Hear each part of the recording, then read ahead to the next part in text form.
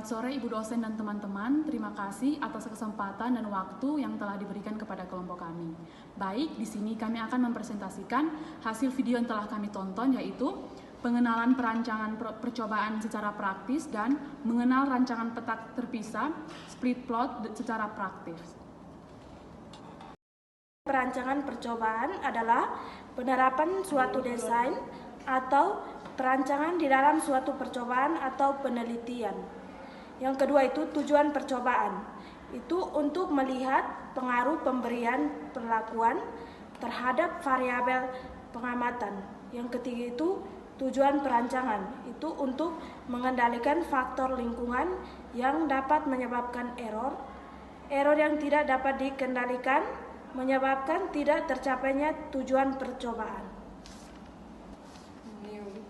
Baik, yang berikut prinsip dasar perancangan percobaan ada 3. Yang pertama, pengacakan, yang kedua, ulangan, dan yang ketiga, pengendalian lingkungan. Baik, yang berikut jenis rancangan percobaan, yaitu yang pertama rancangan acak lengkap atau RAL, yang kedua rancangan acak kelompok atau RAK, dan yang ketiga rancangan bujur sangkar Latin atau RBSL.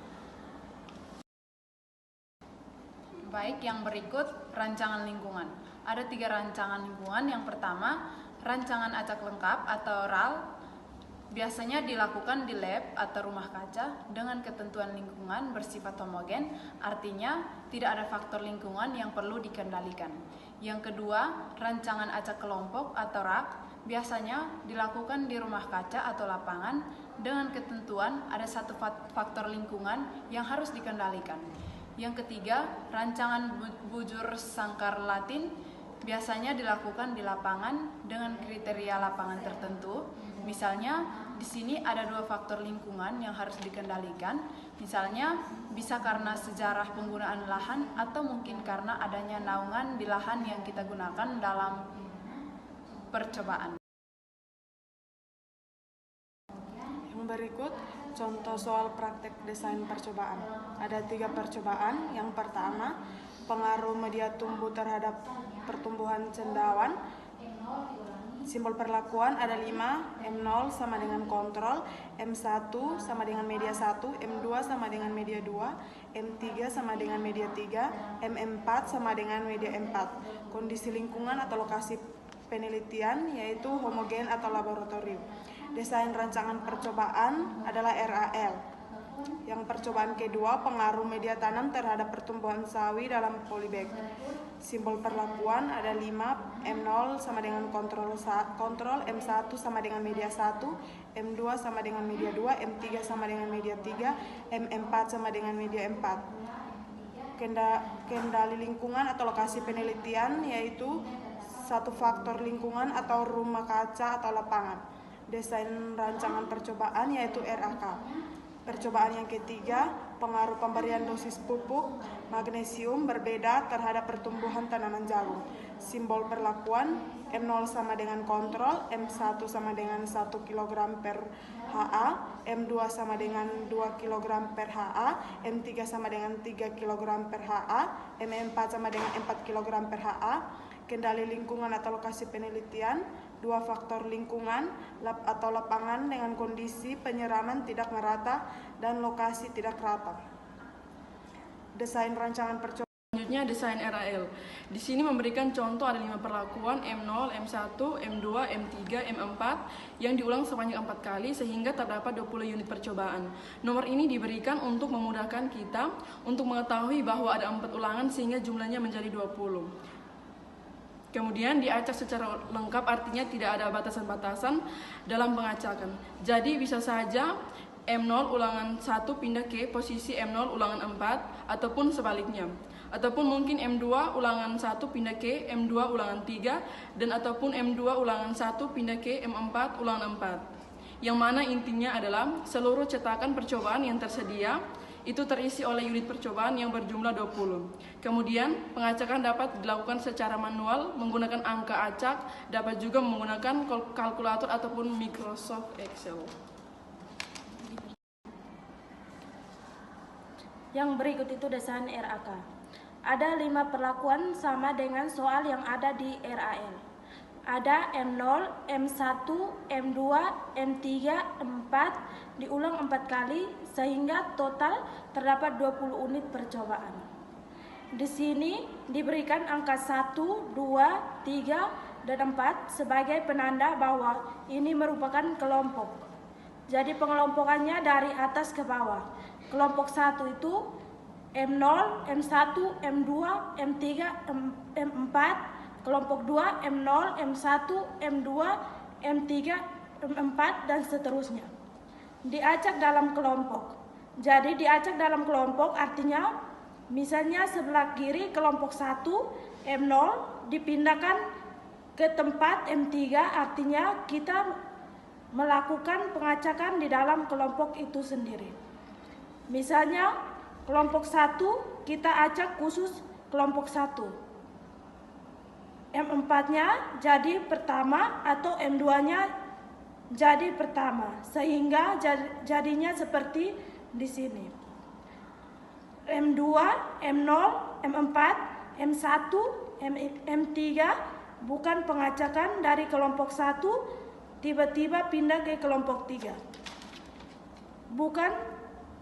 Bukan tapi diacak dalam kelompok itu sendiri.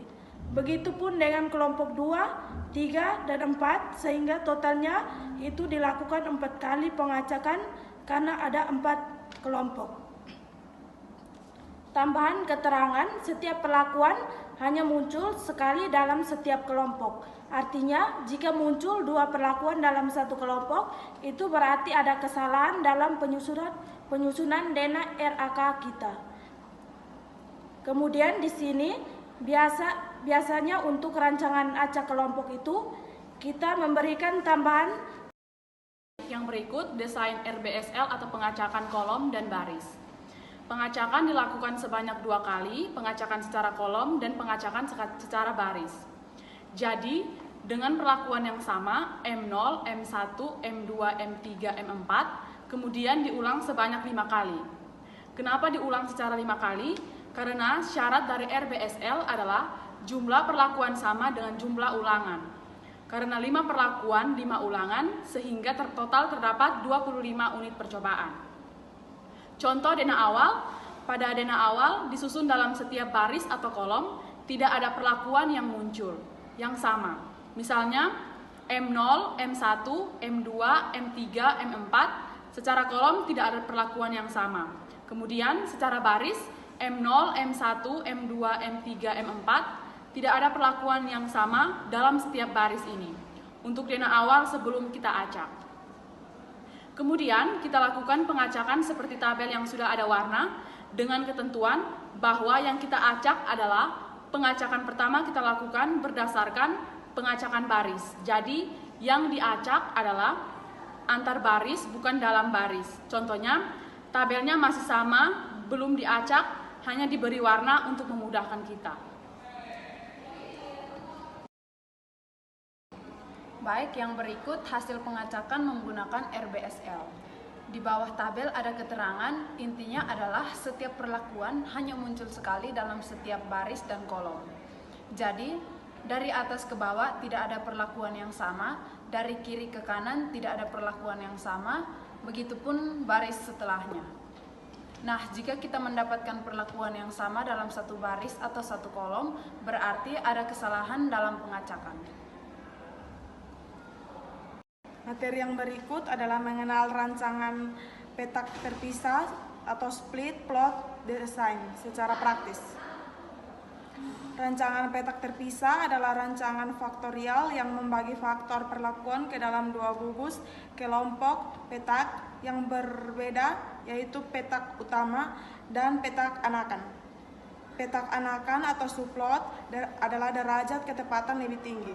Petak utama atau whole plot adalah derajat ketepatan lebih rendah. Selanjutnya kelebihan rancangan petak terpisah dengan kekurangan rancangan petak terpisah. Yang pertama, kelebihan rancangan petak terpisah itu yang pertama, proses pengacakan lapangan dan fleksibel dan efisien atau dilakukan bertahap. Yang kedua, hasil lebih akurat pada salah satu faktor yang dianggap lebih penting Selanjutnya kekurangan rancangan petak terpis itu yang pertama mengorbankan ketelitian salah satu faktor perlakuan, yang kedua perhitungan ANOVA lebih rumit. Berikut kita masuk ke contohnya. Berikut ilustrasi kombinasi perlakuan dari dua faktor.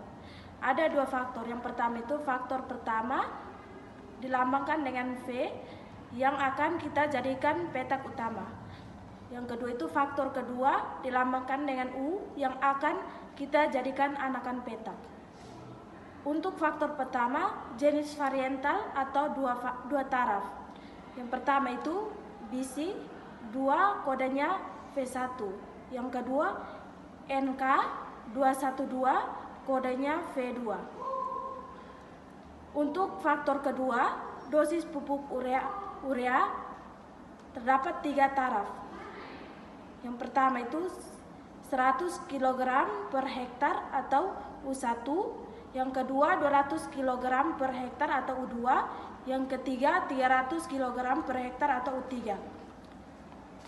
NAK 212 kodenya V2, dosis pupuk ureanya 100 kg per hektar U1, yang kedua 200 kg per hektar U2, yang ketiga 300 kg per hektar U3. Berikut ilustrasi kombinasinya total terdapat 6 kombinasi. 6 kombinasi perlakuan berikut seperti yang teman-teman lihat di layar. Yang pertama itu V1 U1, yang kedua V1 U2, yang ketiga V1 U3, yang keempat V2 U1, yang kelima V2 U2, yang keenam V2 U3. Kemudian diulang sebanyak 3 kali sehingga total perlakuan nantinya menjadi 18. Sehingga kita peroleh 18 unit percobaan atau 18 plot percobaan. Baik, yang berikut pengacakan dana percobaan split plot. Langkah yang pertama, kita siapkan plotnya. Di sini ada 2 perlakuan varietas diulangi 3 kali. Jadi, kita acak dahulu petakan utamanya. Petakan utama merupakan varietas yang terdiri dari 2 V1 dan V2.